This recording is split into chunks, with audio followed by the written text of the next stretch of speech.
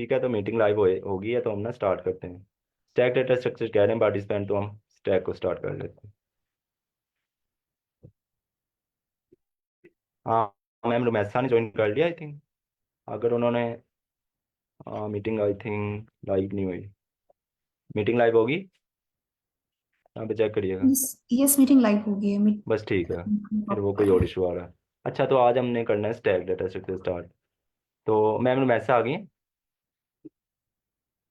नहीं नहीं नहीं, अभी नहीं है।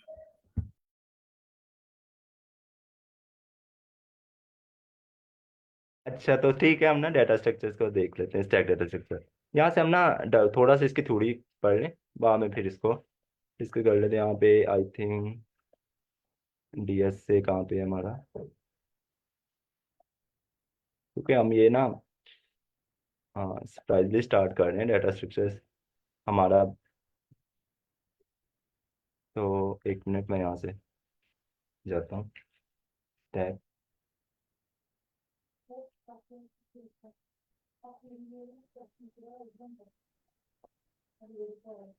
फिर अगर आप मुझे अलाउ करें तो मैं भी स्टैक का टॉपिक प्रेजेंट कर सकती हूँ।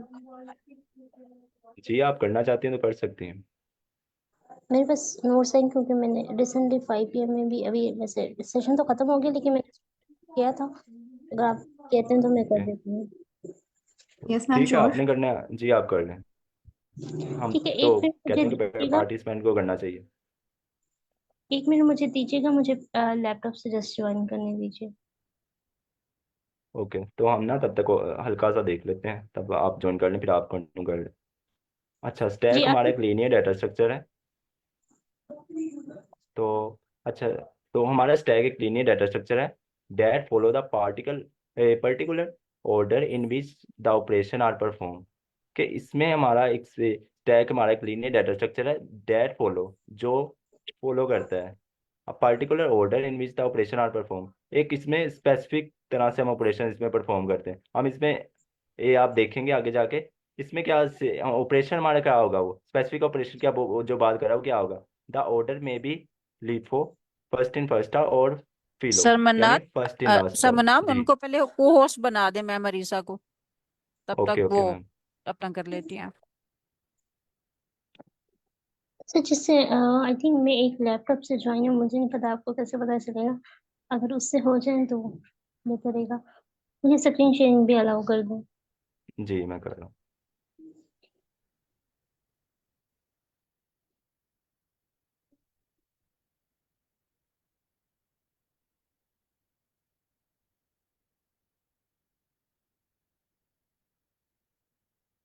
अच्छा, यहाँ पे आई थिंक वीक 3 ही चल रहा है ना। ऐसे मेरे सेशन के मुताबिक वहां पे उस तक वीक 3 था। लेकिन हम टॉपिक को देख लेते हैं। हमने स्टैक टॉपिक को देखना है, तो हम स्टैक की तरफ मूव करते हैं। अच्छा सर ने ना वैसे पार्टिसिपेंट्स में कोई बता सकता है, किसी को पहले आइडिया है स्टैक डेटा स्ट्रक्चर का? कोई हैंड रेज कर सकते हैं जिनको आइडिया है वो पार्टिसिपेंट। यस सर, मुझे ठीक आइडिया है। है। और इसके अलावा आई थिंक जस्ट थोड़े से पार्टिसिपेंट हैं जिनको आइडिया है, मोस्ट को नहीं है। ठीक है, हम देख लेना। कोई बताना चाहेगा ये डेटा स्ट्रक्चर क्या होती है? मैं मैं जी, कोई एक पर्सन अपना माइक अनम्यूट करके बताए।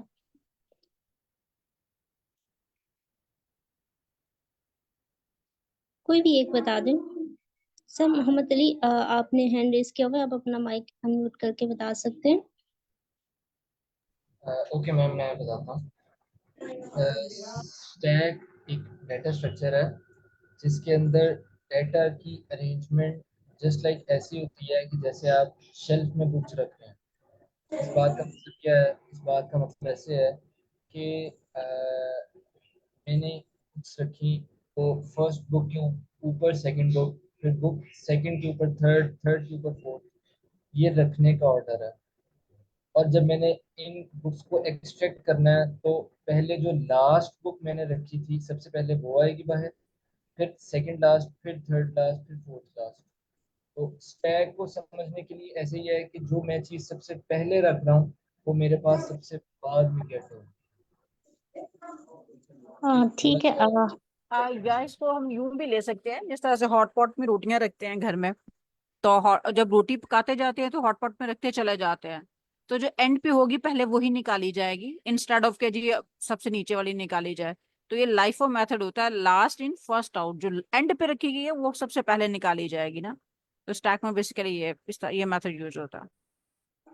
ठीक है मैम, आपका भी और सर का जी आपने से एग्जांपल्स दिए हैं, लेकिन फिर भी हम एक दफा देख लेते हैं कि बेसिकली स्टैक्ड होती है, एक लीनियर डेटा स्ट्रक्चर होती है जैसे एरे होती है, लेकिन इसमें ये होता है और लीनियर डेटा स्ट्रक्चर में हम ये देखते हैं जो हमारे पास डेटा स्टोर हो रहा होता है वो कंटिग्यूअस मेमोरी लोकेशन पे होता है, जैसे फॉरन कंसेक्यूटिव लोकेशन आप कह लें। अगर एक एलिमेंट यहाँ पे है, एक एलिमेंट यहाँ पे, तो ये कंसेक्यूटिवली होगा, हम इसे कंटिग्यूअस मेमोरी लोकेशन भी कहते हैं। अच्छा, एक चीज मुझे कंफर्म कर दीजिएगा, पाइथन के अलावा वैसे और कोई लैंग्वेज इस सेशन में फॉलो नहीं हुई ना? No ma'am. ठीक है, तो ये बेसिकली हम लीनियर डेटा स्ट्रक्चर इसलिए कहते हैं, और ये इसमें जो डाटा मेमोरी के अंदर होता है वो कंसेक्यूटिव लोकेशन पे पड़ा होता है। और ये जो बेसिकली जो अभी पार्टिसिपेंट ने डिस्कस किया, ये डाटा किस प्रिंसिपल के मुताबिक स्टोर होगा, जो भी पार्टिसिपेंट ने बेसिकली बताया है वो लास्ट इन फर्स्ट आउट। जैसे एक ने एक ने बुक्स की एग्जांपल्स दी, और एक पार्टिसिपेंट ने जो हॉटस्पॉट में हम रोटी रख रहे होते हैं, तो ये दोनों बिल्कुल मैचिंग एग्जांपल्स हैं। उसमें ये होता है कि आपने फर्स्ट बुक रखी, फिर सेकंड, फिर थर्ड, लेकिन जब आपने पिक करना है, ये बुक लास्ट पे आई थी, और ये बुक सबसे पहले एंटर हुई थी फर्स्ट पे, ये सेकंड पे हुई, और ये बुक सबसे लास्ट पे ना इम्प्लीमेंट हुई।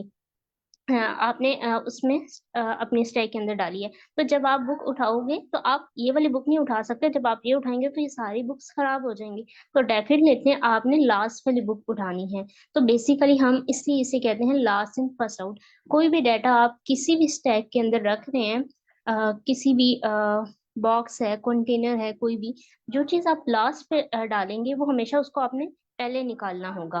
तो इसलिए हम कहते हैं कि last in first out principle ये फॉलो करती है। तो सेम अगर हम डाटा स्ट्रक्चर कोई भी बना रहे हैं, उसमें हम अपना डाटा स्टोर करें, चाहे वो एम्प्लॉयज के नेम का है, चाहे वो कोई एलिमेंट्स हैं, तो हम हमेशा जो एलिमेंट लास्ट पे डालेंगे, अगर हमने स्टैक का प्रिंसिपल फॉलो करना है, तो जो हम एलिमेंट लास्ट पे डालेंगे हमने उसे पहले निकालना होगा। अब एक प्लेट्स की एग्जांपल ले लेते हैं। तो जब भी हम प्लेट्स रख रहे होते हैं, तो आपने देखा जब एक साइज की प्लेट्स होते हैं, हमने सबसे पहले ये वन रखी होगी, फिर ये टू, फिर ये नेक्स्ट थ्री आई होगी, यहाँ तक ये लास्ट है। ये जो प्लेट है ये लास्ट पे इंसर्ट हुई है, और ये वाली जो प्लेट है ये फर्स्ट पे हुई है। लेकिन अगर आपने निकालनी है तो आप वो रैंडमली कर सकते हैं, वो एक अलग बात है, हम निकाल लेते हैं, लेकिन सारी बुक्स आपको उठानी पड़ेंगी जो हम एक्चुअली उठाते हैं, लेकिन वो स्टैक का प्रिंसिपल नहीं रहता। हमने क्या करनी है, हम अगर वन बाय वन कोई भी प्लेट उठा रहे हैं, तो सबसे पहले हम ये वाली प्लेट उठाएंगे जो सबसे लास्ट पे हमने रखी थी। सबसे पहले हमने ये रखी है, फिर ये रखी है, फिर ग्रीन, और ये इसी तरह पूरी हमने स्टैक बनाई है प्लेट्स की। तो ये एक गट्ठी सी जब प्लेट्स हो जाती हैं, तो अगर आपने पिक करनी है तो आपको सबसे टॉप वाली उस पाइल में से प्लेट्स उठानी पड़ेगी। अब कुछ पर्सन ये भी कहेंगे कि हम तो रैंडमली भी उठा सकते हैं, तो डेफिनेटली अगर आप यहाँ से प्लेट निकालोगे तो तब भी आप चाहे गठी उठा रहे हो लेकिन इस प्लेट को निकाल रहे हो, तो इसका मतलब है हम वन बाय वन ऊपर वाली सब प्लेट्स निकालेंगे अगर हमने यहाँ पे आनी है। तो इसका ये मतलब है जो लास्ट एलिमेंट आया है वो सबसे पहले जाएगा, ये प्लेट सबसे लास्ट है, इसको निकालेंगे हम, फिर उससे नेक्स्ट, फिर उससे नेक्स्ट, फिर वन बाय वन, और फिर हम सेंटर में आएंगे। तो जो चीज लास्ट पे आती जा रही है वो पहले जा रही है। जब ये ऊपर वाली प्लेट निकल गई तो इसका मतलब है जो सेकंड पे थी अब वो टॉप पे आ गया, बेसिकली वही प्लेट जो है वो एज अ लास्ट कंसीडर होगी, क्योंकि ऊपर वाली तो चली गई। तो बेसिकली इस तरह हम एक एक पिक करते करते हम मिड में आ जाते हैं, चाहे वो हमारा कोई भी पॉइंट हो, लेकिन उससे पहले हमने वो सारी प्लेट्स उठानी होती हैं जो लास्ट पे आई होती हैं। तो ये बेसिकली दो एग्जाम्पल भी थी। और हम पाइथन के अंदर बेसिकली अगर हमने स्टैक इम्प्लीमेंट करनी है तो हम लिस्ट को यूज फंक्शनैलिटी कर सकते हैं, लिस्ट की है, कोई स्पेसिफिक नहीं है। शायद हम बेसिकली एरे को और लिस्ट में थोड़ा सा डिफरेंस है। एरे बेसिकली हम ये कहते हैं कि उसमें ना जो डाटा स्टोर होता है आप सेम टाइप का स्टोर कर सकते हो, लेकिन इसमें ऐसी कोई रिस्ट्रिक्शन नहीं होती। लेकिन पाइथन में अगर हमने स्टैक इम्प्लीमेंट करवानी है तो हम क्या करेंगे, लिस्ट यूज कर सकते हैं। और हम ये देख सकते हैं आगे कोडिंग के अंदर कि वो कैसे इम्प्लीमेंट होती है। लेकिन उस फंक्शनैलिटी को हम इम्प्लीमेंट करवाएंगे और कुछ सर्टन फंक्शंस होते हैं और स्टैक के कुछ ऑपरेशंस होते हैं, हम उनको देख लेते हैं। अच्छा, अब हमने देखा हमारा कोई भी, चाहे वो बुक का स्टैक था चाहे वो पायल था प्लेयर्स का, हमने वो वैल्यू वहां डालनी है और निकालनी है। तो अब डालना है और जो निकालना है बेसिकली कुछ ना कुछ ऑपरेशन है, ये कोई नेम है, और हम इनको क्या कहते हैं, स्टैक की प्रोग्रामिंग की लैंग्वेज में और पार्टिकुलरली स्टैक के अंदर जो चीज हम डाल रहे होते हैं, स्टैक ऑपरेशन के अंदर पहला जो देखना है वो बेसिकली हम उसे पुश कहते हैं। ये बेसिकली क्या होता है कि आपने वैल्यू अपनी स्टैक के अंदर डालनी है, चाहे कोई बुक है कंटेनर के अंदर आपने इंसर्ट करवानी है, चाहे वो प्लेट भी हो सकती है जो आपने स्टैक के अंदर डालनी है। अब हमने लिस्ट पे देखा है एक मेथड हम यूज करते हैं अपेंड का, तो ये वही मेथड होगा जो इस पुश ऑपरेशन को परफॉर्म करवा देगा। अच्छा, एक चीज ये आती है, हमने ये देखा जो वैल्यू पहले आएगी उसके जो इंसर्ट होगी ना नेक्स्ट वैल्यू उसके बाद आएगी। तो अपेंड फंक्शन ऐसे ही काम करता है। जैसे अब दो ए बी सी तीन वैल्यू हमने इंसर्ट करवा चुके हैं, अगर हमने नेक्स्ट वैल्यू करवानी है तो वो सी के बाद आ जाएगी। तो इसलिए भी हम टाइम कम्प्लेक्सिटी कहते हैं कि ओवर वन ऑपरेशन लगता है। कि जैसे अगर आपने जस्ट लास्ट पे करवाई, आपने कोई स्पेसिफिक स्पेस नहीं बनवाई उसको इंसर्ट करवाने के लिए। अपेंड फंक्शन जब भी वैल्यू को इंसर्ट करवाता है, या पुश आप कह लें, ऐड कह दें, ये डिफरेंट नेम से, इससे कोई फर्क नहीं पड़ता, इन सबका एक ही मीन है, चाहे मैं इंसर्ट लूँ, ऐड लूँ, अपेंड या पुश। स्टैक की लैंग्वेज में जो स्टैक, अगर हम डाटा स्ट्रक्चर की बात करें तो इस ऑपरेशन को हम पुश का नाम देते हैं, लेकिन इससे कोई स्पेसिफिक नहीं होता। बेसिकली हमने वैल्यू अपनी ऐड ही करवानी होती है, तो वो जो वैल्यू है वो लास्ट पे हो रही होती है, तो इस वजह से उसकी टाइम कम्प्लेक्सिटी ओवर वन हो जाती है। अब स्टैक में ना एक टॉप का कॉन्सेप्ट होता है। अगर आपने जो सबसे टॉप पे वो वैल्यू होती है जो सबसे लास्ट पे इंसर्ट हुई होती है, तो हम उसे टॉप कहते हैं। जब भी आपने टॉप इंसर्ट करवाना होता है तो हम बेसिकली लिस्ट के अंदर एक -1 लिख देते हैं, तो हमारे पास वो वैल्यू रिटर्न हो जाती है। तो जो वैल्यू सबसे लास्ट पे इंसर्ट हुई होती है हम उसको टॉप कह रहे होते हैं। अब देखिए इसमें तीन एलिमेंट्स थे और सबसे लास्ट पे सी था, तो हमारा जो टॉप का पॉइंटर होगा वो सी को पॉइंट आउट कर रहा होगा। लेकिन जैसे ही न्यू वैल्यू आती है डी, तो हमारा टॉप का जो पॉइंटर है वो शिफ्ट होके डी को चला जाएगा, क्योंकि डी अब अपेंड हो गया है। तो अब जो हमारी टॉप पे वैल्यू आ गई है वो बेसिकली डी आ गई है। सेम इसी तरह अगर कोई न्यू वैल्यू आ जाती है, जैसे ई आ गई, तो टॉप का पॉइंटर डी से नेक्स्ट ई को पॉइंट आउट करने लग जाएगा। तो ये बेसिकली इसका पुश ऑपरेशन था। सर मोहम्मद ने हैंड रेज किया था, आई थिंक उन्होंने अपलोड कर दिया, ठीक है। तो ये हमारे पास पुश का ऑपरेशन है, ये कैसे वर्क करता है। लेकिन जब हम फर्दर इसके अब हम लीड कोड प्रॉब्लम्स करेंगे तो ये हम देख लेंगे। अब स्टैक के अंदर एक पॉप का ऑपरेशन होता है। पॉप का मीनिंग आपने कोई ना कोई वैल्यू डिलीट करवानी है जो आपने या रिमूव करवानी है। जैसे अब अगर आपने एक बुक का आपके पास स्टैक है, तो उसमें से अगर आपने एक बुक निकाल दी तो इसका मतलब है कि आपने अपनी वो बुक डिलीट करवा दी है, खत्म करवा दी है। तो वो जो ऑपरेशन होता है वो पॉप का परफॉर्म करवाता है।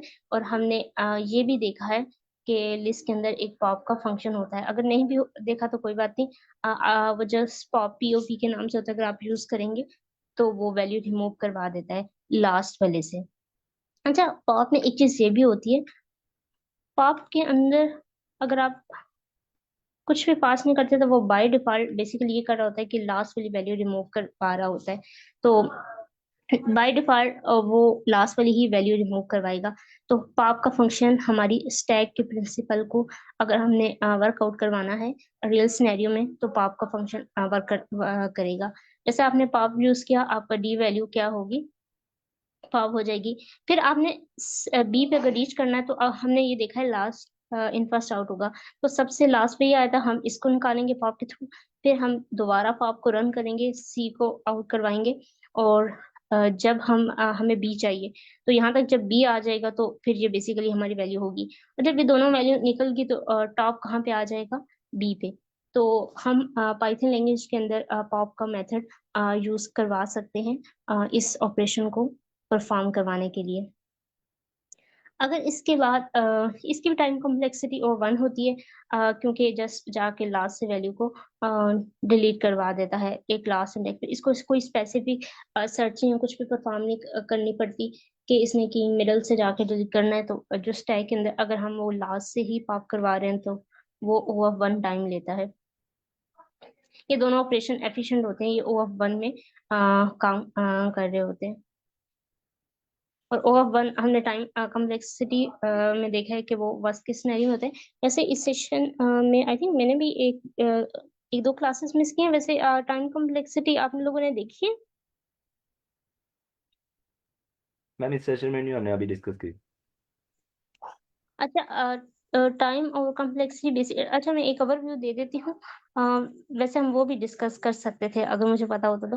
अच्छा, टाइम कॉम्प्लेक्सिटी ये होती है कि बेसिकली कि आपका ना कितना टाइम ले रहा है एल्गोरिथम जो भी आपने कोड लिखा है, जो उन सर्टन ऑपरेशन पे, जो आपने नंबर ऑफ सर्टन ऑपरेशन अपने उस स्पेसिफिक प्रॉब्लम पे परफॉर्म करवाए हैं। और स्पेस कॉम्प्लेक्सिटी ये होती है कि आप कितनी मेमोरी ले रहे हैं अपने डाटा को स्टोर करवाने के लिए। लेकिन एक चीज आप कभी भी मत कंफ्यूज कीजिएगा टाइम कॉम्प्लेक्सिटी को। किसी भी सिस्टम का जो टाइम ले रहा है कंप्यूट करने के, वो बिल्कुल भी टाइम कॉम्प्लेक्सिटी नहीं होती। ऐसा कुछ सिस्टम फास्ट होते हैं। तो जो टाइम कॉम्प्लेक्सिटी होती है वो बेसिकली हम नंबर ऑफ जो ऑपरेशन यूज कर रहे होते हैं अपने कोड के अंदर या किसी स्पेसिफिक प्रॉब्लम को, वो बेसिकली टाइम होती है। और टाइम में आगे 3 चीजें होती हैं, बेस्ट केस, एवरेज केस और वर्स्ट केस होता है। तो बेस्ट केस ये होता है कि आपको ना जैसे आप वैल्यू सर्च कर रहे हैं, जैसे आपने सर्टन आपके पास एम्प्लॉयज की लिस्ट है, तो अगर आपको पहली लाइन में ही वो पर्सन मिल गया तो वो उसका बेस्ट केस होता है। एवरेज होता है कि वो किसी सर्टन में जाके मिला। तो वर्स्ट केस होता है कि वो बिल्कुल लाइन के लास्ट पे मिला। तो हम जब भी अपने सिनेरियो में कॉम्प्लेक्सिटी देखेंगे, वो वर्स्ट केस देखेंगे और वर्स्ट केस को हम ओ से डिनोट कर रहे होते हैं, ओमेगा। तो आपने एक ओमेगा होता है, एक थीटा, तो और एक ये होता है। तो बिग ओ हम इसे कहते हैं इसीलिए। तो ये जब भी लिखा हुआ है सिंबल, तो आपने समझ आना है कि हम वर्स्ट केस में टाइम कॉम्प्लेक्सिटी देख रहे हैं। तो ये इसलिए हर जगह मैंने वर्स्ट केस के लिहाज से कॉम्प्लेक्सिटी लिखी हुई है। अच्छा, ये जस्ट ओवरव्यू दे दिया ताकि आप कंफ्यूज ना हो। और इसमें वर्स्ट केस में भी पॉप में 1 आ रही क्योंकि हम जस्ट लास्ट से डिलीट करवा रहे हैं। और पाप ये होता है, आपके पास रन टाइम एरर आ जाती है अगर आप स्टैक आपके पास कोई वैल्यू ही नहीं है और अगर आप उसको डिलीट करवाना चाह रहे हैं, पॉप फंक्शन को कॉल कर रहे हैं, तो वो बेसिकली एरर दे देता है। तो अगर हमने टॉप पी की देखी है, टॉप बेसिकली हमने देखा है वो टॉप पे जो एलिमेंट होता है, और अगर हमने टॉप का एलिमेंट्स एसेस करना है तो हमने देखा है कि आप स्टैक जस्ट लिस्ट के अंदर -1 करेंगे तो वो आपको लास्ट का एलिमेंट एसेस करके दे देता है। जैसे हम टॉप पी कहते हैं, पीक भी इसका नेम है। जो मर्जी आप चूज करें, कोई फर्क नहीं पड़ता। तो ये भी जस्ट लास्ट से ही टॉप का एलिमेंट दे रहा होता है, तो इस वजह से मैंने टॉप का कॉन्सेप्ट बताया था, क्योंकि ये भी एक ऑपरेशन होता है स्टैक के अंदर। तो इसकी भी टाइम कॉम्प्लेक्सिटी जो होती है बेसिकली ओ ऑफ 1 होती है। अच्छा, स्टैक ऑपरेशन में या फिर आपने अगर ये देखना है, जैसे आपके पास एक कंटेनर आ गया है, लेट्स सपोज हम कहते हैं ये कंटेनर है, इसमें जस्ट 3 बुक्स की स्पेस है। तो अगर आपने कोई न्यू वैल्यू इंसर्ट करवानी है और आपके पास स्टेक अंदर स्पेस नहीं है, तो हम इस फुल का फंक्शन कॉल करेंगे और ये बेसिकली ये बताएगा क्या हमारी जो स्टैक है वो फुल होगी है कि नहीं। ये अगर हमने कोई न्यू वैल्यू इंसर्ट करवानी है, लेट्स सपोज हमने कोई फिक्स साइज कंटेनर बनाया हुआ है, जैसे उसके अंदर सिर्फ 3 ही बुक्स आ सकती हैं। अगर हमने अब कोई न्यू वैल्यू डलवानी है तो डेफिनेटली वो उसके अंदर नहीं आएंगी। तो हमें, अगर हमने फिक्स साइज बनाया, तो हम हमेशा इस फुल का फंक्शन कॉल करवाएंगे और कंफर्म करेंगे क्या उसकी जो लेंथ है वो 3 की इक्वल आ गई है। अगर वो आ गई है तो इसका मतलब वो फुल है, तो हम न्यू वैल्यू इंसर्ट नहीं करवा सकते, पुश नहीं करवा सकते। तो ये बेसिकली बूल वैल्यू रिटर्न करेगा। बूल जो होती है या तो ट्रू या फॉल्स। अगर ट्रू रिटर्न करवाता है तो इसका मतलब है वो जो कंटेनर है वो फुल हो गया है। अगर इन केस ये फॉल्स रिटर्न करवाता है तो इसका मतलब उसके अंदर वो फुल नहीं है, उसके अंदर स्पेस है। हम जो न्यू वैल्यू अगर भेजना चाहते हैं तो वो हम भेज सकते हैं। तो ये भी जो काम होता है वो 1 में हो जाता है। वो ये होता है, जैसे अगर आपने लेट्स सपोज इसका साइज 3 डिफाइन किया हुआ है, मैं ये लेंथ का फंक्शन कॉल करती हूँ सिंपल एक, और मैं इसकी लेंथ चेक कर लेती हूँ इस टैग की, और अगर ये 3 के इक्वल आ जाती है तो इसका मतलब ये फुल है, तो मैं रिटर्न ट्रू करवा देती हूँ। तो ये बेसिकली O1 में हो जाता है ये काम। तो इस वजह से ये जस्ट कंडीशन चेक होगी, एक दफा ये लेंथ कैलकुलेट करेगा और उसको जस्ट कंडीशन मैच करेगा, तो ये भी काम जो हमारा ऑपरेशन होता है ये O1 में परफॉर्म हो जाता है।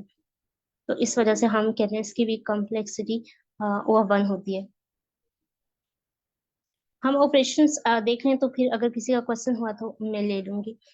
अच्छा, इसी तरह इस एम्प्टी का भी होता है ऑपरेशन। हम ये चेक करते हैं कि हमारी स्टैक एम्प्टी तो नहीं है। जैसे हमने अभी देखा कि अगर आप कोई भी वैल्यू अपनी स्टैक से पॉप फंक्शन कॉल करवाते हैं जो कि रिमूव करेगा, अगर वो एम्प्टी है, अब जैसे अब इसमें तो वैल्यू पड़ी हुई है, अगर वो एम्प्टी हो गया है तो वो आपके पास एरर रेज करेगा। तो उससे अवॉइड करने के लिए हमने ये चेक कर देते हैं क्या हमारी स्टैक पहले से एम्प्टी तो नहीं है, ये ना हो कि हम एम्प्टी स्टैक से अपनी वैल्यू को रिमूव करवा रहे हूँ।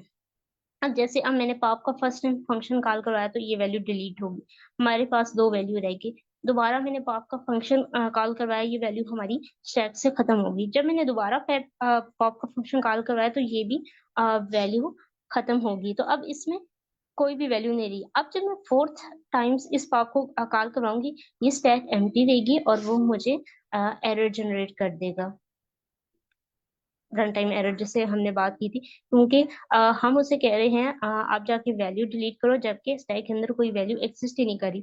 तो ये बेसिकली हम ये एक सिनेरियो मैंने आपको बताया कि इस एम्प्टी कैसे यूज हो सकता है। जैसे मैंने आपको इस फुल का बताया, ये जैसे एक सिनेरियो है, हम इस ऑपरेशन को कैसे यूज कर सकते हैं अपने प्रोग्राम के अंदर। तो इन केस अगर आप पॉपिंग के फंक्शन करवा रहे हो, तो अगर आपने ये चेक करना है कि आपकी स्टैक ही एम्प्टी तो नहीं है, ये ना हो कि आप इनकी स्टैक पे अपना ऑपरेशन परफॉर्म कर रहे हूँ। तो बेसिकली इस फंक्शन को आप यूज करवा के हम ये ऑपरेशन परफॉर्म करवा सकते हैं। और ये भी सिंपल इस कंडीशन से होगा, अगर स्टैक की लेंथ जो है वो जस्ट 0 के इक्वल आ गई है, तो इट्स मीन हमारी जो स्टैक है वो एम्प्टी है। तो ये भी एक सिंपल काम O1 में हो जाता है।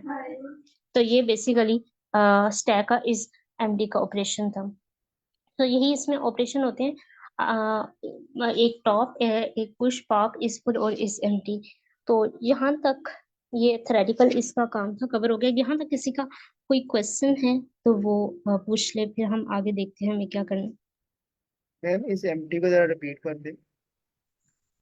है। ठीक है, एम्प्टी फंक्शन ये होता है कि आप ना स्टैक से बेसिकली लेट्स सपोज ये एक सिनेरियो था पॉप का, हम अभी इसको छोड़ देते हैं। एम्प्टी फंक्शन को मैं जस्ट बताती हूँ। एम्प्टी फंक्शन ये होता है कि आप ना अपनी वैल्यू को बेसिकली इस एम्प्टी का फंक्शन करवा के चेक करते हैं कि आपकी जो स्टैक है क्या उसके अंदर वैल्यूज एग्जिस्ट कर रही हैं कि नहीं।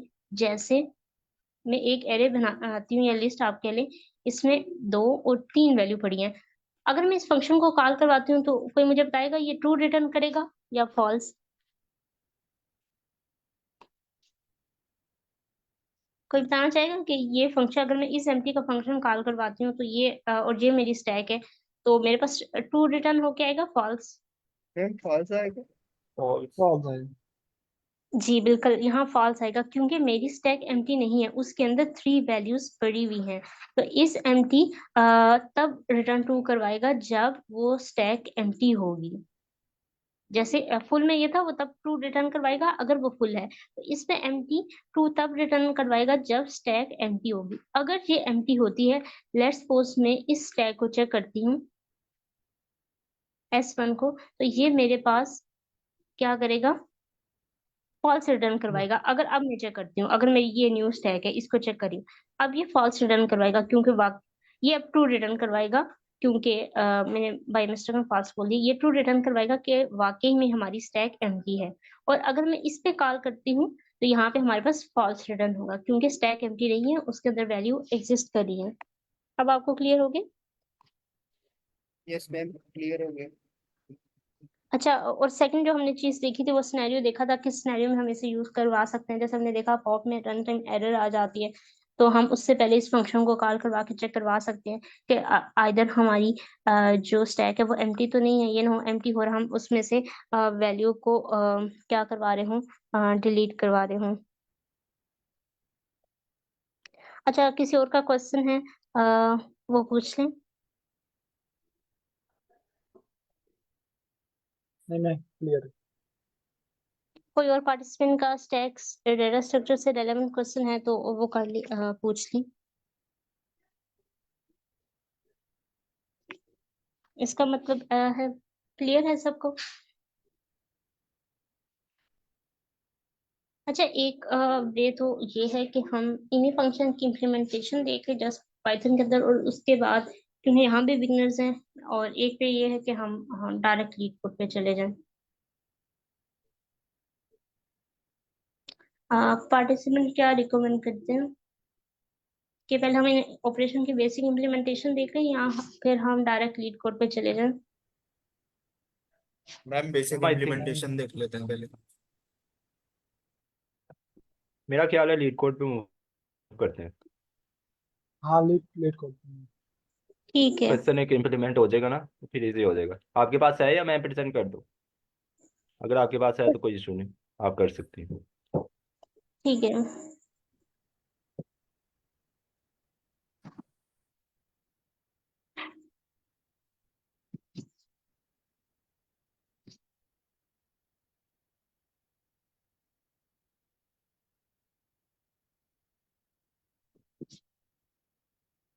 मैम मेरा एक क्वेश्चन है कि हम किस वक्त एरेज यूज करते हैं, बिकॉज जो एरेज और डिक्शनरीज हैं ये सब तो हमें एक लैंग्वेज में जैसे पाइथन में बिल्ट इन मिलती हैं चीजें, और जैसे लिंक लिस्ट है और स्टैक्स हैं, तो ये हमें लैंग्वेज में नहीं मिलती, जैसे कि हम उसको अदर डाटा स्ट्रक्चर्स के तौर पर यूज कर रहे होते हैं। तो किस वक्त हम इनको यूज करते हैं? इन डाटा स्ट्रक्चर्स का क्या यूज है कि हम एरेज का यूज नहीं कर रहे तो हम वहां पर स्टैक को यूज करेंगे? अच्छा, मुझे आपका क्वेश्चन थोड़ा सा समझ नहीं आया, आप अपना क्वेश्चन रिपीट कर सकते हैं? अगर किसी और को समझ आया तो वो बता सकते हैं।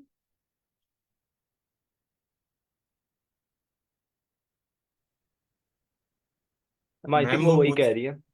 जी सर, आप एक बता दें। हाँ, मैम वो ये पूछना चाह रही हैं कि बेसिकली इनमें डिफरेंस क्या है और कौन सा वाला कब यूज होगा, एरेस कब यूज होंगे हमारे पास और स्टैक्स कब यूज होंगे। अच्छा, एरे जैसे हमने स्टैक का प्रिंसिपल देखा, अगर हमारे पास कोई ऐसा सिनेरियो आ गया है, जैसे हमने इम्प्लॉइज के नेम अगर इंसर्ट करवा रहे हैं तो हमने जो लास्ट एम्प्लॉय आया है उसको पहले ही निकालना है। जैसे हमने कुछ एम्प्लॉइज को निकालना है, जैसे हमारे पास ना 10 एम्प्लॉइज की हमने लिस्ट बनाई हुई है, और हमने 2 न्यू इंसर्ट करवाए हैं, 12 हो गए हैं। लेकिन हमें पता चला है कि हमारी जो वैकेंसी थी हमने जस्ट 10 एम्प्लॉइज को ही रखा था, क्योंकि अब हमारे पास इतनी मनी नहीं है कि हम एक्स्ट्रा 2 एम्प्लॉइज को पे करें। तो हम क्या करेंगे, हम स्टैक का सिनेरियो इम्प्लीमेंट करेंगे, और जो लास्ट पे आया होगा उसको आप करवा के आप उसको निकाल सकते हैं। जो 12 और 11 पे डेफिनेटली जो लास्ट पे इंसर्ट हुए हैं उन्होंने ही पहले निकलना है ना। अगर कंपनी का ये रूल है तो वो क्या करेगी कि उनको पहले निकाल देगी।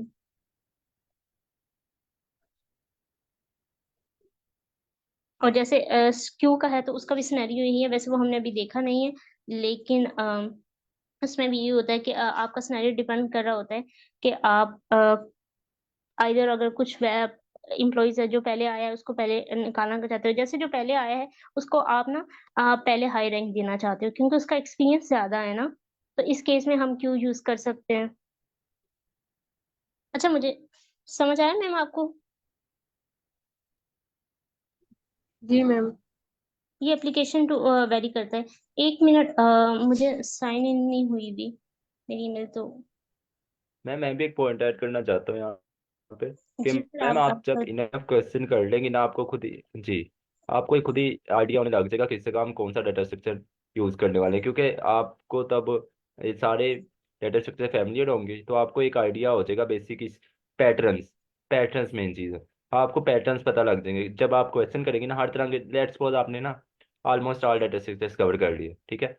अब आपको पैटर्न्स उसमें आइडिया हो जाएगा काफ़ी। अब पैटर्न क्या होते हैं, वो स्पेसिफिक होंगे। हमें इससे पता लग जाएगा कि इस क्वेश्चन में ये पैटर्न यूज है। अब वो कैसे पता लगेगा, जब आप क्वेश्चन कर लेंगे। पैटर्न्स क्या होते हैं कि लेट्स सपोज अगर बाइनरी सर्च है ना, उसमें आपको पता है कि दो कंडीशंस है। हमारी एक जो गिवन एरे है वो सॉर्टेड होनी चाहिए, और आई थिंक ये मेन कंडीशन यही है। तो जब आप सॉर्टेड देखेंगे और हमने फाइंड क्या करना होगा, टारगेट। तो आप डेफिनेटली बाइनरी सर्च को प्रीफर करेंगे। तो जब आपको पैटर्न्स का पता होगा ना कि तो आप क्वेश्चन को देख के वो अंदाजा लगा सकती हैं हमने कहाँ पे कौन सी अप्रोच यूज़ करनी है। मैं एक मिनट, अगर आपको पाइथन पैटर्न्स का, एक मिनट मैम, मैं तब तक आप लॉगिन करें तो मैं एक आपको ना एक शीट दिखाता हूँ। वहाँ पे ना सारे पैटर्न्स लिखे हुए हैं, तो आप वहाँ से जाके सर्च भी कर सकती हैं।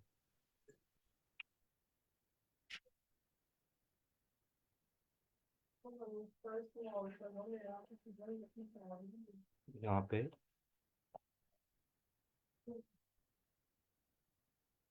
हाँ, आई थिंक ये डीएसए पैटर्न, तो ये मैंने गिट रेपोजिटरी बनाई है। तो यहाँ पे जाके ना मैंने सारे पैटर्न्स की एक तो चीट शीट लिखी है और एक ये readme.md5, इसमें एरे के पैटर्न्स। अब एरे में क्या होता है, अगर सर्चिंग कोई चीज़ करनी है और हमारी एरे sorting है तो हमें डेफिनेटली पता है बाइनरी सर्च यूज़ करेंगे। इसका ये पैटर्न, कुछ स्पेसिफिक पैटर्न होते हैं। तो या अगर हमने डुप्लीकेट्स फाइंड करने हैं उसके लिए हम ज़्यादातर 2 पॉइंटर्स यूज़ कर रहे होंगे, हैशिंग, sorting टेक्निक्स, तो ऐसे करके होता है। अगर सब एरे में का सम करना है उसके लिए स्लाइडिंग विंडो होती है। तो डिफरेंट पैटर्न्स होते हैं, तो वो आपको एक बार अंडरस्टैंड कर ले तो आइडिया हो जाता है। यहाँ पे एक चीट सर शीट है इसका भी, लिंक, आप इसको देख लें। जी मैं शेयर कर दूँ, सर इसका ये लिंक चीट शेयर शीट है। कर दें। जी जी, तो ये चीट शीट है। तो इसमें ये, अगर ये इसमें लिखा हुआ है if the input array is sorted then you can use 2 pointer. आप कर सकते हैं अगर एरे sorted है, और आप बाइनरी सर्च भी कर सकते हैं। अगर वो कहे कि आपने परमिटेशन फाइंड करनी है सब एरे, उसके लिए बैक ये ना डिफरेंट पैटर्न है, आपको ये अंडरस्टैंड कर लें तो आपको आइडिया हो जाता है। तो ये तब अंडरस्टैंड होंगे जब आप इनफ क्वेश्चन कर लेंगे इसके। जी मैम आप कंटिन्यू करें।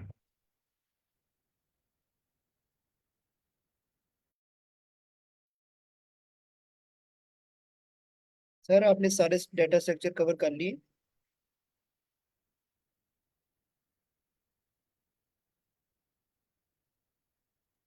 ऑलमोस्ट हो गए हैं तकरीबन, 2-3 रहते हैं जो फुल एडवांस है, यानी होगी वो टेक्निक, डायनेमिक प्रोग्रामिंग के कॉन्सेप्ट रहते हैं, बाकी ऑलमोस्ट ओके। अच्छा सर, आपने जो क्वेश्चन किया था वो सर से स्पेसिफिकली किया था या इस सेशन में के लिए किया था कि इस सेशन में कितने टॉपिक्स हुए हैं? हाँ, नहीं नहीं मैम, वो आई थिंक उन्होंने दूसरा किया था। ठीक है। आप अपना अच्छा, कंटिन्यू करें। अच्छा ये हम स्टैक के थ्रू हम ये क्वेश्चन करेंगे। और क्वेश्चन ये है कि हमारे पास एक स्ट्रिंग गिवन है और उसमें लोअर केस इंग्लिश लेटर हैं, सब लोअर हैं, कोई भी कैपिटल नहीं है। और डुप्लीकेट रिमूवल, ये हमारे पास फंक्शन होगा। हमने इसमें क्या करना है, हमने दो एडजेसेंट चूज करना है। एडजेसेंट वैल्यूज ये होती है, हम इसको एग्जांपल्स में देखते हैं एडजेसेंट क्या होती है। जैसे ये बी है ना, तो इस बी का एडजेसेंट जो वैल्यू है ये नेक्स्ट बी है। एडजेसेंट का मतलब होता है वो साथ खड़े होते हैं, कंसेक्यूटिव आप कह सकते हैं। इस बी का ये ए एडजेसेंट नहीं हो सकता जो सी से पहले। इस बी का एडजेसेंट ये बी होगा, या इस बी का एडजेसेंट ये प्रीवियस ए होगा। तो एडजेसेंट बेसिकली ये होता है इक्वल, मतलब वो दोनों सेम है। अगर एक भी बी है और दूसरा भी बी है तो हमने उनको रिमूव करवाना है। कोई भी दो लेटर्स लोअर वो एडजेसेंट भी है और सेव भी है, तो हमने क्या करवाना है, उनको रिमूव करवा देना है। और ये काम तब तक हमने करना है जब तक हमारे पास कोई भी डुप्लीकेट्स वैल्यूज नहीं रह जाती हमारी स्ट्रिंग के अंदर। और जब ये काम हो जाएगा, जिसमें जब हम सारी डुप्लीकेट्स लोअर केस लेटर्स को रिमूव कर लेंगे, तो हम क्या करेंगे, जो बाकी स्ट्रिंग बच जाएगी वो हमारा आंसर होगा। और वो यूनिक होगा, मींस उसमें कोई भी डुप्लीकेट्स वैल्यू नहीं होंगी। और यूनिक वही चीज होती है जब एक एक वैल्यू की सेम वही वैल्यू एग्जिस्ट ना करी हो, तो हमने बेसिकली वो रिटर्न करवा देना है। तो इस क्वेश्चन के स्टेटमेंट का अगर किसी को इशू है तो पूछ ले, वरना हम इसकी एग्जांपल्स देख लेते हैं कोड में जाने से पहले। मैम एक दफा ना एडजेसेंट रिपीट कर दीजिएगा। अच्छा, एडजेसेंट ये होते हैं, एक मिनट मुझे प्रीवियस का क्लियर करने दीजिए। एडजेसेंट ये होते हैं कोई भी वैल्यू जो आपस में साथ बड़ी हो। इस बी का एडजेसेंट इसका नेक्स्ट बी है। अगर मैं ये कहूँ इस बी का एडजेसेंट ये सी हो सकता है, कभी भी नहीं, क्योंकि ये इसके साथ नहीं। जो बिल्कुल नेक्स्ट आप कह सकते हैं उसके नेक्स्ट जो एलिमेंट होता है वो आपस में एडजेसेंट होता है। इस बी का जो नेक्स्ट एलिमेंट है ये दोनों आपस में एडजेसेंट है। अब इस ए का अगर हम देखें तो इसका एडजेसेंट सी है, अगर हम सी का एडजस्टेंट देखें तो प्रीवियस भी हो सकता है और नेक्स्ट भी, लेकिन हम सिर्फ फॉरवर्ड लुकिंग में देखेंगे। ये जैसे कि कोई भी जो एलिमेंट बिल्कुल उसके साथ है, अगर एक वैल्यू छोड़ के आप देखते हैं तो वो कभी भी उसका एडजस्टेंट नहीं देगा। होप सो कि आपको क्लियर हो गया होगा। नहीं मैम, नहीं हुआ क्लियर। अच्छा, एडजेसेंट ये है कोई भी कंसेक्यूटिवली साथ पड़े उनके बीच में कोई दूसरा एलिमेंट ना आए। जैसे ये सी है, सी का एडजेसेंट ए है या ये बी है। अगर आपको थोड़ी सी समझ आई है तो आप इसको बताना चाहिएगा सी का एडजेसेंट ये ए होगा या ये बी होगा। कौन सी एलिमेंट इसके साथ पड़ी हुई है और कौन सी एलिमेंट के बीच में कुछ लेटर्स आ रहे हैं, डायरेक्टली साथ नहीं है, वो दूर है। ए है मैम, ए। हाँ, तो ये बेसिकली वो है जिसके उसके नेक्स्ट और उस लेटर दोनों में कोई स्पेस, कोई बीच में एलिमेंट ना आए। तो जैसे ही नेक्स्ट उसके साथ होगा वो बेसिकली एडजेसेंट होता है। सी का एडजेसेंट ए होगा। अब आपको क्लियर हुआ है? Yes ma'am, yes clear. Welcome. अच्छा, एडजेसेंट का हमें क्लियर हो गया। और बेसिकली वो एडजेसेंट भी होने चाहिए, हमारे पास दो कंडीशन है, वो एडजेसेंट भी होने चाहिए और वो इक्वल भी होने चाहिए, तो तब ही हम उन दोनों लेटर्स को रिमूव करवा देंगे। ये बेसिकली एक एग्जांपल है। और दूसरी एग्जांपल ये है, इसमें भी देखिए हमने यही काम करवाना है, हमने रिमूव करवाना है। हम एक स्टैक बना लेते हैं और हम देख लेते हैं ये बेसिकली इम्प्लीमेंट कैसे होगा। सबसे पहले हमने लेट्स सपोज ए को अपेंड करवा दिया। अब हम स्टैक करवाएंगे। अब जैसे ही बी आया, हमने एक कंडीशन चेक करनी है। अब ए पहले तो इनिशियली स्टैक एम्प्टी थी, ए अपेंड हो गया। अब जैसे नेक्स्ट वैल्यू बी आई तो मैं चेक करूंगी कि जो स्टैक के टॉप पे पड़ा हुआ है, अभी हमने टॉप की बात की थी, तो टॉप इस ए को पॉइंट कर रहा है और जो हमारे पास वैल्यू आई है वो बी आई है। क्या ये दोनों आपस में सेम है? नहीं है ना, तो ये कंडीशन फॉल्स होगी, तो हमने इसे अपेंड करवा देना है। हमारा केस तब बनेगा जब ये सेम होंगे। अब ये फर्स्ट वाला बी निकल गया। अब जब हमने दोबारा अपनी लूप के इटरेशन मूव करेंगे तो हमारा नेक्स्ट बी आ जाएगा। अब ये दोबारा बी आ गया। अब हम देखेंगे ए बी हम इंसर्ट करवा सकते हैं, करवा चुके हैं और नेक्स्ट बी आया है। तो क्या ये बी जो हमारे पास अभी आया है और जो प्रीवियस बी था वो स्टैक के टॉप पे पड़ा, अब टॉप यहाँ पे पॉइंट आउट कर रहा है, तो क्या ये दोनों सेम है? हाँ, ये दोनों सेम है। हम इसको तो इंसर्ट ही नहीं करवाएंगे और इसको भी पॉप करवा देंगे, क्योंकि हमने तो दोनों निकालने हैं। जो करंट आया है अगर उसकी स्टैक के टॉप पे वैसा ही एलिमेंट पड़ा है, तो इसका मतलब अगर मैं इसको दोबारा से अपेंड करवाऊंगी ये दोनों डुप्लीकेट्स हो जाएंगे और एडजेसेंट भी हो जाएंगे। तो मैं तो इसको अपेंड ही नहीं करवाऊंगी और इसको भी रिमूव करवा दूंगी। ये दो अब ये तो पेंड ही नहीं हुआ, ये रिमूव हो गया। अब हम जो चीज रिमूव हो चुकी है उसको हम स्टैक से निकाल देते हैं। अब आप देखिए हमारे पास सिर्फ ए रह गया है। तो अब हम ये काम करते हैं। अब दोबारा से नेक्स्ट वैल्यू क्या आई? ये ए आ गई। अब जैसे ए आया तो मैं चेक करूंगी। अब स्टैक का जो टॉप है वो यहाँ पे पॉइंट आउट कर रहा है। क्या स्टैक के जो टॉप पे वैल्यू पड़ी है, ये फर्स्ट वाला ए पड़ा है, ये बी दोनों रिमूव हो चुके हैं। ये ए और ये हमारे पास ये जो करंट ए आया है ये वाला, क्या ये दोनों सेम है? इस वाले ए को तो मैं इंसर्ट ही नहीं करवाऊंगी और ये जो ए पड़ा हुआ है इसको भी पॉप करवा दूंगी और ये वाला भी इंसर्ट नहीं होगा। अब ये भी खत्म हो गया। अब हम देखते हैं हमारी नेक्स्ट वैल्यू दोबारा से जो आएगी वो सी आ गया। अब तो स्टैक के अंदर कोई वैल्यू नहीं एग्जिस्ट करी, तो हम सी अपेंड करवा देंगे। अगर एग्जिस्ट करेगी तो उसका टॉप होगा तो तभी हम मैच करेंगे। अब दोबारा से ए आया तो हमने देखा कि जो स्टैक के टॉप पे वैल्यू पड़ी थी और ये हमारा दोबारा से ए आ गया था। क्या ये दोनों आपस में सेम है? कंडीशन फॉल्स हुई, हमने ए को जाके अपेंड करवा दिया। तो हमारे पास अब हम इस टैग को लेंगे और इसको स्ट्रिंग में कन्वर्ट करवा के रिटर्न करवा देंगे, सी ए, ये रिटर्न हो जाएगा। तो ये बेसिकली इम्प्लीमेंटेशन यही होगी। हमारे पास मैंने ड्राई रन कर दिया है, हम इसका कोड कर लेते हैं। टाइम हमारे पास 8 to 10 मिनट्स है। अच्छा, अब हमने क्या करना है, हमने देखा अगर वो सेम है तो हमने स्टैक से पॉप करवाना है, स्टैक का टॉप एलिमेंट भी और जो हमारे पास करंट आ रहा है। अगर ये सेम नहीं आते तो हम क्या करेंगे, हम एल्स के केस में क्या करेंगे, जस्ट हम अपनी वैल्यू को क्या करते जाएंगे, अपेंड पेंड करवाते कर दे। जाएंगे। तो अब हमें एक स्टैक चाहिए होगी और हमने ये देखा कि हमने उसे लिस्ट के थ्रू पाइथन लैंग्वेज के अंदर इम्प्लीमेंट करवा सकते हैं। अब हमने हर वैल्यू उठानी है वन बाय वन करेक्टर, किसमें से? एस के अंदर हमारे पास वैल्यू पास हो रही है।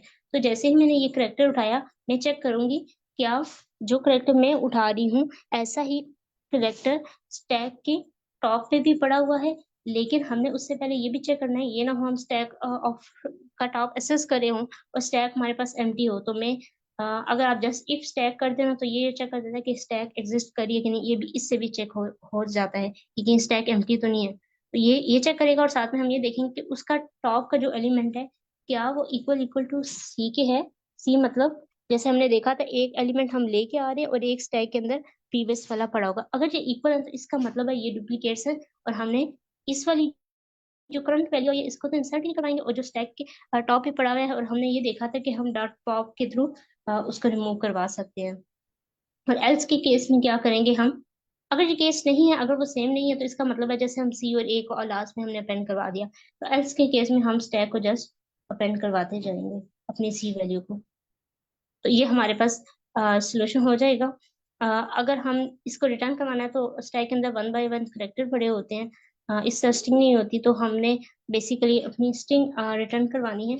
तो हम हमारे पास पाइथन के अंदर एक फंक्शन होता है ज्वाइन का, जो बेसिकली क्या करता है, हमारी जो स्टैक की वैल्यू है उसको क्या करेगा, स्ट्रिंग के अंदर कन्वर्ट कर देगा।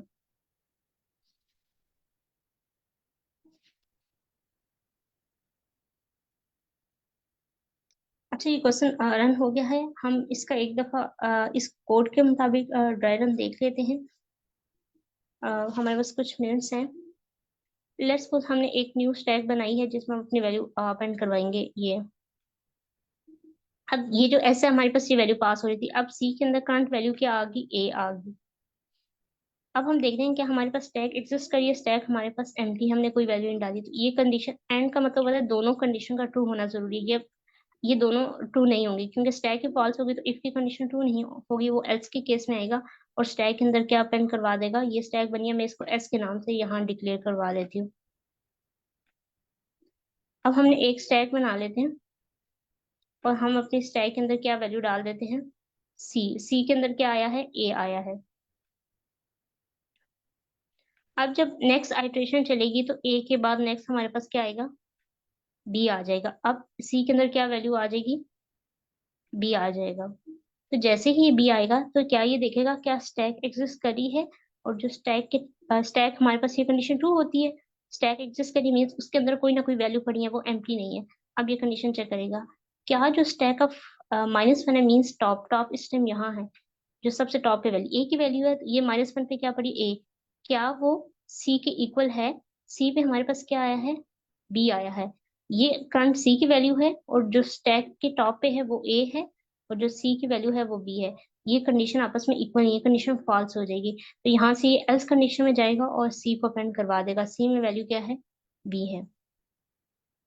अब नेक्स्ट टाइम हम देखते हैं, अब दोबारा से जाएगा, नेक्स्ट वैल्यू उठाएगा, ए बी के बाद दोबारा से बी आ गया, अब सी के अंदर वैल्यू बी आ गई, और स्टैक के टॉप पे हमारे पास स्टैक तो एग्जिस्ट करी है और स्टैक के टॉप पे हमारे पास बी पड़ा हुआ है। तो स्टैक के टॉप टॉप पे हम इसे बी कर लेते हैं, और जो सी हमने उठाया है करंट वैल्यू वो भी बी है।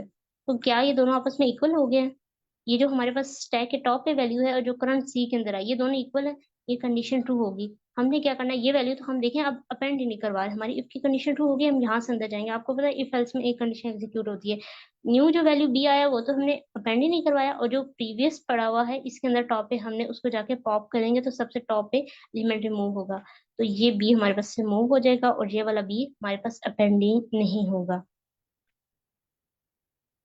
अब जब हम दोबारा इटरेशन चलाएंगे तो नेक्स्ट हमारे पास क्या आ जाएगा, ए आ जाएगा।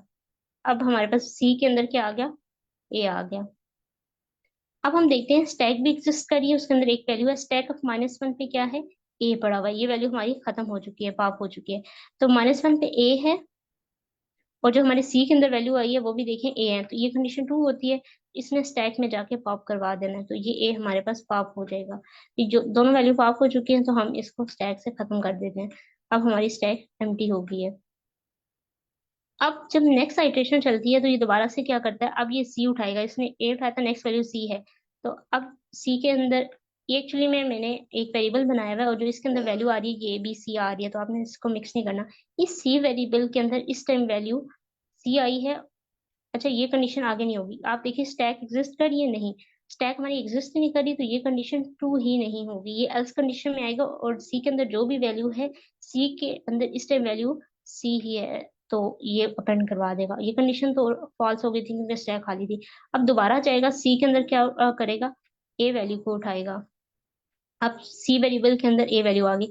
अब देखिएगा स्टैक एग्जिस्ट करिए, कंडीशन ट्रू होती है। स्टैक के माइनस टॉप पे -1, हम टॉप एलिमेंट को बेसिकली एसेस कर रहे होते हैं, -1 ये रिवर्स इंडेक्सिंग होती है, नेगेटिव। अब हम सी देखते हैं, स्टैक के टॉप पे क्या पड़ा हुआ है, वैल्यू सी।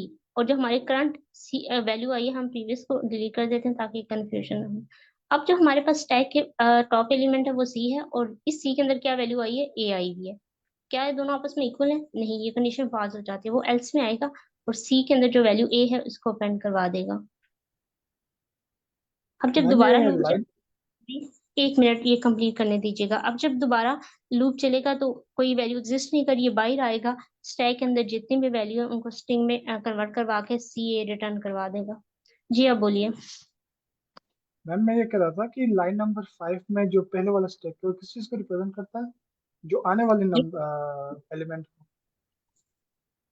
ये 5 ये स्टेप, हाँ एक तो ये हाँ काम भी चेक, स्टैक एम्प्टी तो नहीं है। दूसरा काम ये चेक कर रहे हैं कि अगर हम दोबारा बी आता है तो इसका अगर एक बी पहले से पड़ा हुआ है और एक बी जो हमने करंट वैल्यू हम लेके आ रहे हैं, अगर ये दोनों सेम है तो इनको रिमूव करवाना है। जो अभी वैल्यू हमने तो उसको इंसर्ट ही नहीं करवाना स्टैक के अंदर, और जो प्रीवियस है उसको पॉप करवा देना है ताकि डुप्लीकेट्स खत्म हो जाए। बेसिकली डुप्लीकेट्स को रिमूव करने के लिए काम करिए, कंडीशन चेक करिए कि डुप्लीकेट्स एग्जिस्ट करते हैं कि नहीं। ठीक है, सही है। अच्छा अगर हम इसकी टाइम है तो हम इसकी स्पेस और टाइम कॉम्प्लेक्सिटी भी देख लेते हैं। टाइम कॉम्प्लेक्सिटी जो इसकी स्पेस है, हम एक स्टैक बना रहे हैं जिसपे n वैल्यूज आएंगे। n मीन्स हमें नहीं पता वो कितनी वैल्यू हम इसके अंदर पेंड करवाएंगे, ये हमारी स्ट्रिंग की लेंथ पे डिपेंड करेगा। तो इसकी जो स्पेस कॉम्प्लेक्सिटी होगी वो O ऑफ n होगी। स्पेस कॉम्प्लेक्सिटी हम एक एक्स्ट्रा डाटा स्ट्रक्चर ले रहे हैं जो कि स्टैक है, और यहाँ इसकी ये स्पेस कॉम्प्लेक्सिटी डिनोट करें जिसमें हम बात की थी वो कितनी मेमोरी ले रहा है। और डेफिनेटली वैल्यू जो हम स्टोर करवा रहे हैं डिपेंड करता है कि कितनी वैल्यूज हमारी स्ट्रिंग के अंदर होती हैं। एंड हम कंसिडर करते हैं जब हमारे पास अननोन हो। अब दोबारा से हम ये स्पेस कॉम्प्लेक्सिटी, इसके अलावा हमने और कोई भी वेरिएबल डिक्लेयर नहीं करवाया हुआ जो हमारे पास मेमोरी ले रहा हो। अगर हम इसको देखें तो ये जो लूप है बेसिकली एन वैल्यू पे चलेगा, एन मीन जितने नंबर ऑफ करेक्टर हैं एस पे। तो इस लाइन की जो टाइम कॉम्प्लेक्सिटी होगी वो ओ ऑफ एन होगी। अंदर अगर हम देखें तो ये जस्ट कंडीशन एक टाइम ही चलेगी, ये ओ ऑफ 1 है। ये भी जस्ट हमने पॉप के ऑपरेशन की देखी, ओ ऑफ 1 होती है, आज हमने स्लाइड्स में देखी। अपेंड की भी ओ ऑफ 1 है। अगर सारी ओ ऑफ एन कॉम्प्लेक्सिटी आपको पता है, जब सेम इंडेंट में होती हैं तो प्लस होती हैं, जब नेस्टेड में होती हैं तो वो कॉम्प्लेक्सिटी आपस में मल्टीप्लाई हो रही होती है। ओ ऑफ 1 को अगर मैं मल्टीप्लाई ओ ऑफ 1 करती हूँ तो वो बेसिकली ओ ऑफ एन ही होता है। तो हमारी जो टाइम कॉम्प्लेक्सिटी है ये यहाँ पे ओ ऑफ